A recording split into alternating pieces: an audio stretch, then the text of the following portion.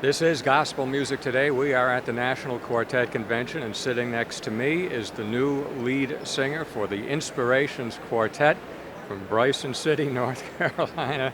And this is David Ragan. And David, welcome to Gospel Music Today. Thank you, Ken. It's a pleasure to be here.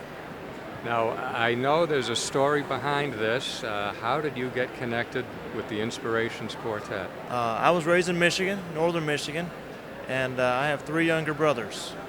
And we'd always sung my whole life, really, just together in the car in church. And my best friend happened to have a cassette tape of the Inspirations, and I heard that. I heard Mike Holcomb singing those low bass notes.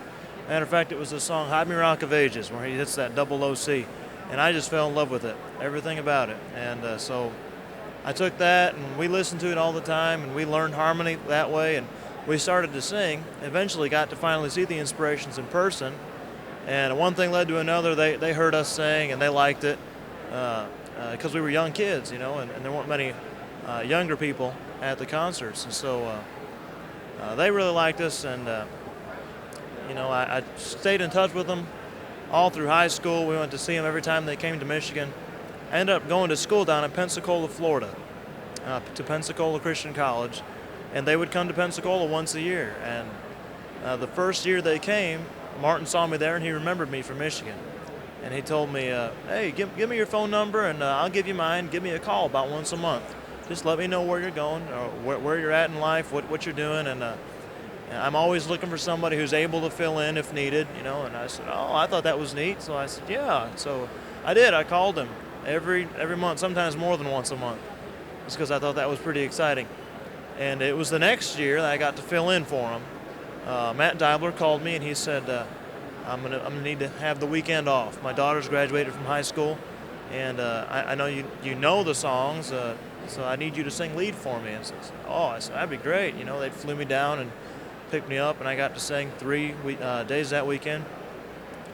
And I knew right then that was really what did it for me. I knew that was what I wanted to do. I got to see behind the scenes what these men were about, what this music was really all about. It's more than just music. It's a ministry, and you know there is entertainment involved, but it's primarily a ministry. And now, you know, I got the call a year ago, just before convention, and I joined the group full time in January, but I came on pretty much full time a year ago this month, and so it's just a privilege to be part of the group. Now, your background before you heard that cassette was not a Southern gospel background. No, it wasn't. That's for sure. Northern Michigan, I was raised independent fundamental Baptist, very conservative, and I know some people don't think you can get any more conservative than the Inspirations, but boy, up there you sure can. A lot of the musical influences, and I know you deal with this probably a lot in the New England area, but a lot of the musical influences in northern Michigan and some of the northern states was very much a high church form of music. You know, kind of get in your mind the robed choirs and that type of thing. Well, there's nothing wrong with that, but that's just typically not accepted in a good Baptist church up north. And so we had to work through a few things like that.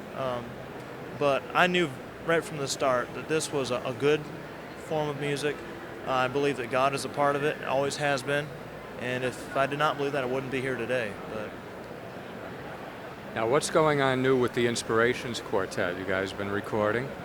we have. Really my first time ever in the studio. Dallas and I are on this new recording called The Sun Came Down. We released it about 2 months ago on the Crossroads label, and I know this is my first recording, but I don't have anything to compare it to, but it's just after I got it, and I'm very critical of myself, and after you're in a group you tend to be more critical of the group itself, but it's pretty good. I was pretty happy with it, even of my own voice. I listened to it and I said, man, is that really me? You know, they can do some amazing things in the studio.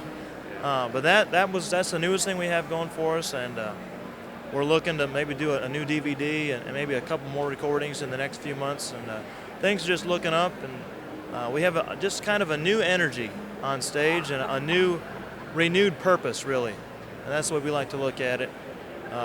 we're just really we're gelling right now. We're just at the right time, and I know the Lord's a part of that, and it's really exciting to be part of it. Well, David, you've become part of a great tradition. I mean, the Inspirations Quartet. That's well, it's not a bad place to start, I guess, in Southern gospel music. Yeah, I recognize that. It's just an honor. It really is an honor for me to be here, and I pray that I never get to the place where that just becomes common. I don't ever want to be, just take it for granted. I want to always think of it as, man, this is a privilege, it's an honor, it's a special thing. And I believe that if the Lord can keep a person in that place, that you always be able to be used, and that's my desire. Yeah. So. Well, we love the Inspirations, and I think that you're going to be just a really important part of that, and we're glad to talk to you on gospel music today. Thank you, Ken, and thank you for everything you do for Southern gospel music. There's more coming up on Gospel Music Today.